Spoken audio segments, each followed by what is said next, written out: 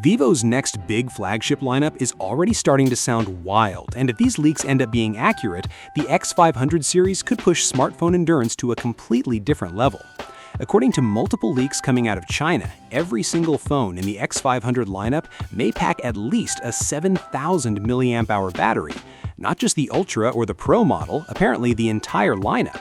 That's a huge jump compared to the current X300 series, where battery sizes already sit between 6,000 and 6,600 mAh depending on the model.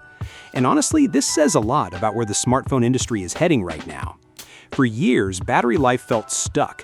Most flagship phones from Samsung and Apple still hover around the 5,000 mAh mark, while Chinese brands have quietly been moving way ahead with silicon carbon battery tech. Vivo, Oppo, Honor, and Xiaomi are now fitting massive batteries into phones without making them ridiculously thick or heavy. So if Vivo really manages to bring 7,000 mAh across the entire X500 lineup, it could become one of the biggest selling points of the series before the phones are even official. You may be wondering why the upcoming lineup is called the X500 series and not the X400 series. Well, that's because the number 4 is often avoided by Chinese brands because it sounds similar to the other word for unalive in several Chinese dialects. We've seen this happen with other Chinese brands before, so Vivo making this jump isn't actually surprising.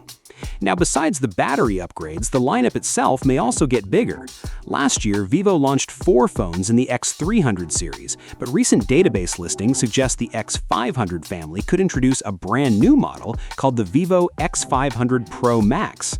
So instead of 4 devices, we may end up getting 5 this time. The X500 Pro Max is said to feature a massive 6.9-inch display alongside a 50-megapixel main camera using a new LOFIC sensor plus a 200-megapixel periscope telephoto lens.